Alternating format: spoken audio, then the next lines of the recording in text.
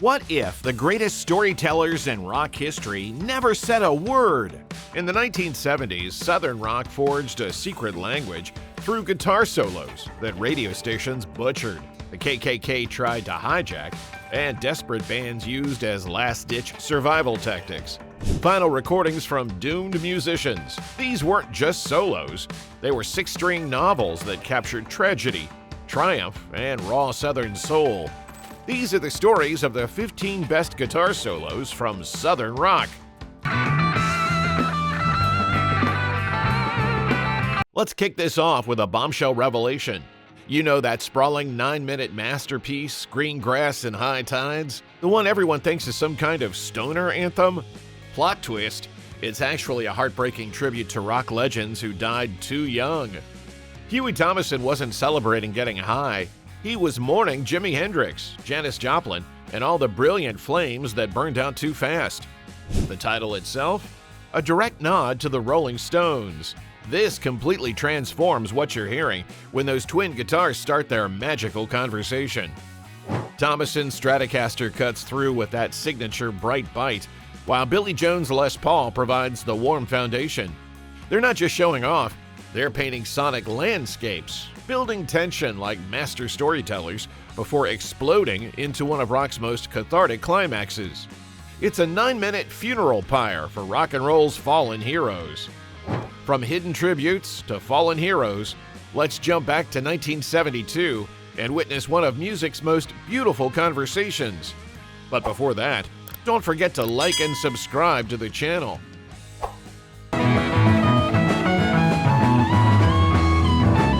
We're about to witness one of music's most beautiful conversations, one of its most bittersweet farewells.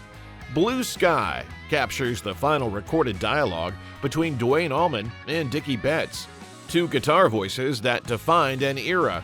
Dickie Betts wrote this gorgeous song about his Native American girlfriend, Sandy Blue Sky Wabagajig. His solo opens the conversation, melodic, country-inflected, making the guitar literally sing. Then Duane enters with his slide guitar, creating this incredible musical dialogue. Two completely different approaches, finding perfect harmony. Here's the kicker. Duane once told Rolling Stone, "I'm the famous guitar player, but Dickie is the good one." The tragedy is that radio stations butchered this masterpiece for airplay, cutting out the guitar solos entirely. But for those who heard the complete version, this became the template for how two guitars could tell a story together. That guitar dialogue between legends brings us to 1973, when Skynyrd showed they could break hearts just as easily as they could raise hell. Before Skynyrd became synonymous with rowdy anthems, they showed us their soul with Tuesday's Gone. Alan Collins proved he was way more than just the speed demon we'd later hear on Freebird. This solo is pure emotion, elegant, mournful, understated. Collins strips away all the flash to create something that hits you right in the heart.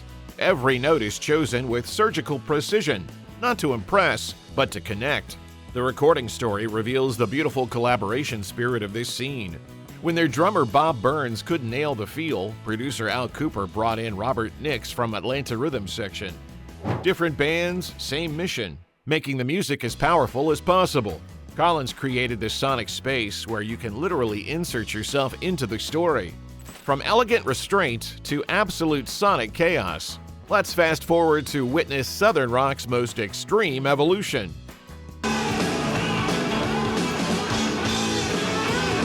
By 1979, Southern rock had evolved into something fiercer, and nobody embodied that evolution like Molly Hatchet. These guys were touring 250 shows a year with a 3-guitar attack that could level buildings. What makes this solo absolutely unique? It's not one guitarist telling a story, it's 3 guitarists having a full-blown musical brawl. Dave Hlubeck, Steve Holland, and Dwayne Roland create this massive wall of sound that's part collaboration, part controlled chaos. This is Southern rock's logical extreme. Where the Allman Brothers pioneered the twin guitar conversation, Molly Hatchet said, "Hold my beer, we're bringing 3." The result is pure sonic aggression that perfectly captures their road dog lifestyle. Fast, ferocious, and relentless. A statement of intent from Southern rock's toughest edge.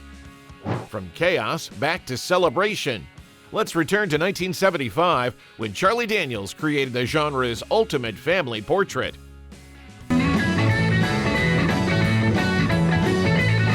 Charlie Daniels didn't just write a song, he created southern rock's first concept album track. This is basically the genre's family photo set to music, name-dropping everybody from Lynyrd Skynyrd to the Marshall Tucker Band.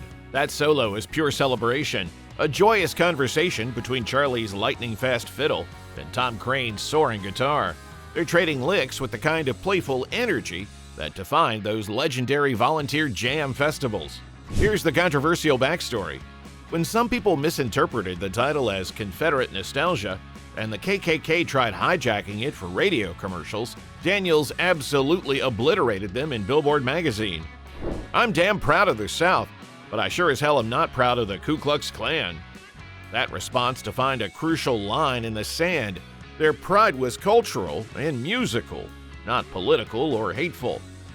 From sprawling celebration to surgical precision, sometimes the perfect statement comes in a focused burst. Keep on smiling, keep on. Here's your curveball. In a genre often defined by sprawling epics, sometimes the most perfect statement comes in a tight, focused burst. Wet Willie proved that southern rock could be commercially savvy without losing its soul. Ricky Hirsch's solo is a masterclass in discipline and taste. That wah-wah-infused burst of energy knows exactly what it needs to do and doesn't overstay its welcome. It's like the perfect supporting actor. Memorable, essential, but smart enough to serve the bigger story. What makes this brilliant is how it complements Jimmy Hall's impassioned harmonica work. The song's message, keep on smiling through the rain, laughing at the pain, was pure optimism in a genre that often dealt with darker themes. Sometimes the most revolutionary thing you can do is keep it simple and make it count. Speaking of perfect bursts of brilliance, meet one of southern rock's greatest unsung heroes.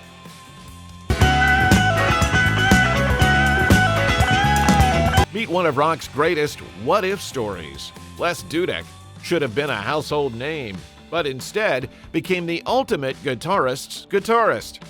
The secret weapon behind some of southern rock's most iconic moments. Check out his resume. He played the dueling lead on Ramblin' Man and contributed to Jessica. After Duane Allman's death, Dickie Betts actually approached him about forming Great Southern. This guy was inner circle, an A-list talent. City Magic was his shot at solo stardom, and that solo is absolutely explosive. Fast, clean, technically brilliant, blending blues, R&B, jazz, and classic rock into something uniquely his own. It's not generic rock posturing. It's a personalized statement of musical identity. This solo stands as a monument to pure talent, a reminder that sometimes the most gifted musicians are the ones supporting the superstars. From the unsung hero to the ultimate showcase, prepare to witness 22 minutes of pure musical insanity. Prepare to be blown away. This isn't just a guitar solo, it's a 22-minute musical odyssey that takes up an entire side of a double LP. The story behind it? Pure desperation turned into immortality. March 1971, the Allman Brothers are broke, playing over 300 shows a year just to survive. Recording at the Fillmore East wasn't a luxury. It was a last-ditch effort to bottle their magic or face potential obscurity. The solo starts with Barry Oakley's menacing bass line, then does something fearless. 10 minutes in, they pull back to near silence, entering this abstract, free-time segment that transcends rock entirely. Dickie Betts plays jazz-inflected lines, while Duane provides psychedelic blues. It's musical storytelling at its most sophisticated. So complex, it took 42 pages to transcribe. But the real genius isn't in the technique, it's in the emotional journey. From that masterclass in musical storytelling to the solo that defines the entire genre. We've reached the Mount Rushmore of guitar solos, the incredible origin story. That extended jam wasn't planned. It was born out of necessity during early club shows to give Ronnie Van Zant's throat a break. What started as a practical solution sometimes stretched to 20 minutes in early performances. Allen Collins' solo is a masterclass in musical storytelling. It starts gentle and melodic, then slowly transforms into this fiery, frenetic climax. Gary Rosington nailed it. The whole long jam was Allen Collins himself. He was super bad. Here's where it gets heartbreaking. After Duane Allman and Barry Oakley died, Van Zandt started dedicating the song to them in concert. Following Skinner's own plane crash in 1977, Freebird became an even more powerful memorial. Today, when that solo wails, it's not just celebrating freedom, it's mourning fallen heroes. From the ultimate anthem to a beautiful deep cut that proves greatness doesn't always need fame. Time for a deep cut that proves greatness doesn't always come with fame. Grinder Switch represents Southern rock's incredible depth. A musician's musician band that earned deep respect from everyone who mattered. Pickin' the Blues is pure exploration of the blues. Patient, soulful, with every note dripping with emotion. This isn't about technical wizardry. It's about feel, about restraint, about the profound power of simplicity. Here's the wild twist. This hidden gem found unexpected life as the theme for BBC Radio 1 DJ John Peel's show in the UK. A subtle Southern blues instrumental becoming the soundtrack for British alternative radio proves that music has no boundaries. Sometimes the deepest connections happen in the quiet moments, when the music speaks directly to those who understand its language. From underground elegance to polished perfection, not every Southern rock band chose the raw approach. In a genre defined by 15-minute jams and raw power, Atlanta Rhythm Section was the elegant exception. These seasoned studio musicians made a conscious decision to favor pop sensibilities over pure firepower. Barry Bailey's solo is a lesson in discipline and taste. Clean, melodic, concise. Unlike the sprawling odysseys of their peers, this solo knows exactly what it needs to do and does it perfectly. It's not trying to be the star, it's serving the song. The brilliance lies in its brevity and focus. While other bands were seeing how far they could push a solo, ARS asked how much impact they could create with surgical precision. This approach represented a conscious rebellion against the jam band culture, proving that Southern rock could be slickly produced, commercially successful pop rock. From pop precision back to emotional storytelling, let's witness how Marshall Tucker redefined what a Southern solo could be.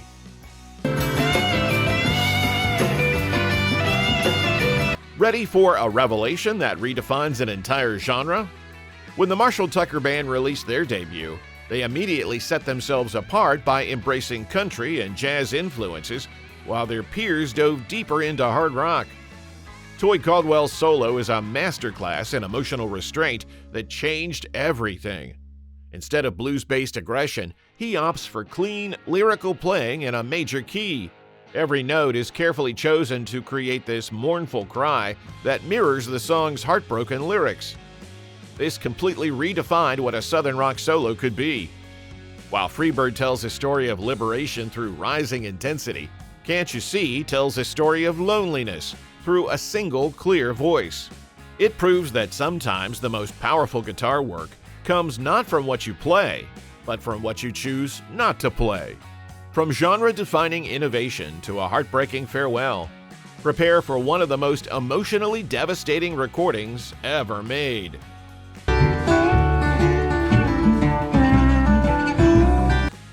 Get ready for chills, because we're about to experience one of the most emotionally devastating pieces of music ever recorded. This isn't just a guitar solo, it's a final farewell from a genius we lost too soon. October 1971, just weeks before his tragic death, Duane Allman walked into a studio to play dobro on this folk song by the little-known band Cowboy. What he created was one of his final recorded performances, and perhaps his most emotionally resonant work. This isn't a solo in the traditional pyrotechnics sense. Instead, Duane delivers exquisitely tasteful dobro parts, each note dripping with emotion. The creation story is heartbreakingly simple. Songwriter Scott Boyer had written the lyrics stream of consciousness style in a motel room. The next day, Duane showed up wanting to play on something brand new and was instantly captivated. He poured his soul into those slide guitar lines, creating something so beautiful that Allman Brothers drummer Butch Trucks still can't listen without getting choked up decades later. The emotional weight was so significant that Duane's daughter, Galadriel, used the song's title for her book about her father. Even Eric Clapton later covered this hidden gem, bringing it to a wider audience. From Duane's final farewell to the next generation carrying the torch, let's see how Southern rock evolved into the late 70s. As the 70s wound down, Southern rock evolved into something heavier. Blackfoot's Train perfectly captures this transformation. A blues boogie powerhouse that connects the genre's hard rock present to its traditional roots. Ricky Medlock's raucous slide guitar solo takes everything Duane Allman pioneered and injects it with raw, unfiltered energy. It's fiery, relentless, and absolutely unapologetic. The sound of Southern rock growing teeth. Here's the story that makes this solo transcendent. This song was written by Medlock's grandfather, Shorty Medlock, who also played harmonica on the track. This creates an incredible narrative of generational influence. The train of musical tradition literally passed from grandfather to grandson. When Ricky unleashed that slide guitar fury, he's channeling decades of musical DNA, proving that tradition and innovation can coexist perfectly. Speaking of evolution and tradition, let's close with Blackfoot's conscious attempt to create their own Freebird.